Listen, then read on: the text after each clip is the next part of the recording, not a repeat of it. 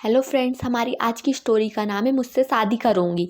आंखें जो पतले काजल में कुछ और खूबसूरत लगने लगती थी शशि के चेहरे पर फिक्स करते हुए नीतू ने सीधे सवाल किया। नहीं शशि, बिना कोई हिचक दिखाए जवाब दिया। पक्का? हाँ पक्का। पर क्यों? क्या मैं तुम्हें पसंद नहीं? नहीं, वो बात नहीं है, पर तुम तो जानती हो तुम्हारे पापा नहीं मानेंगे तो हम भाग जाते हैं ना। बिल्कुल नहीं, प्रेम में ये फिल्मी हरकतें ठीक नहीं। फाइन, तो मैं किसी और से शादी कर रही हूँ और अगले संडे लड़के वाले मुझे देखने आ रहे हैं। आंसू और गुस्सा नीतू के चेहरे पर एक साथ आ गए थे। गुस्सा तो ठीक है, पर आंसू मत गिराओ, मेकअप खराब हो जाएगा। और हाँ, लड़के वालों के सामने साड़ी में जाना, उसमें खूबसूरती बढ़ जाती है तुम्हारी। शशि ने माहौल हल्का ही रखने की कोशिश की। हाँ, मैं किसी भी कपड़े में जाऊं तुम्हें क्या? नीतू का गुस्सा बढ़ते ही जा रहा था। खैर, मुझे देर हो रही है, मुझे तो जाना होगा। नीतू को बात खत्म करने की जल्दी थी। ओके, पर दूल्हे राजा की फोटो तो दिखाओ। मैंने खुद नहीं देखा। वैसे भी तुम्हें क्या फर्क पड़ता है, घर वालों ने देखा होगा तो ठीक ही होगा। उसने अपना पर्स उठाया और पलट कर वापस देखे बिना तेजी से बाहर की तरफ बढ़ गई। आज इतवार का वो दिन था। घर का हर सदस्य बिजी दिख रहा था।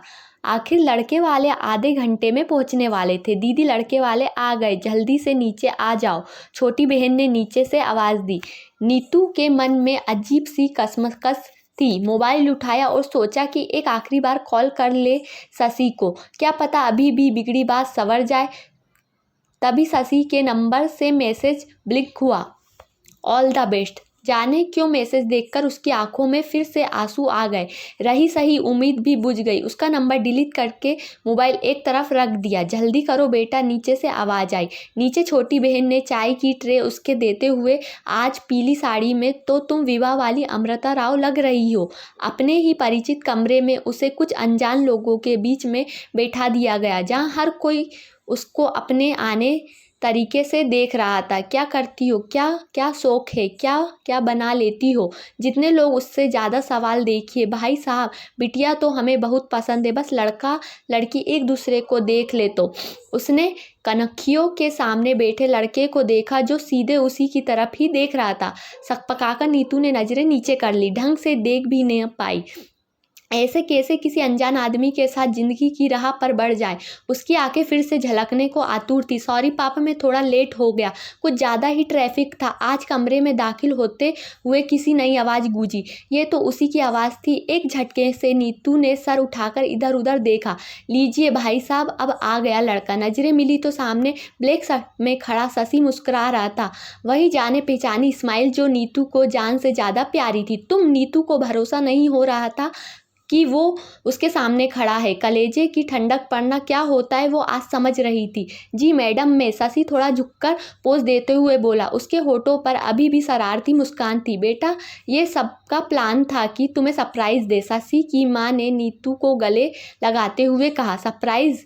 कम शौक में ज़्यादा लग रही हो नीतू, शशि के बड़े भाई ने मुस्कुराते हुए कहा। वो बिल्कुल उसके सामने खड़ा होकर उसकी आंखों में आंखें डाल के पूछ रहा था। आइए। उसने भी आंखों में घूरते हुए पीछे आने का इशारा किया। किचन में पहले तो 2-3 मिनट सन्नाटा रहा, फिर उसका गुस्सा फूट पड़ा।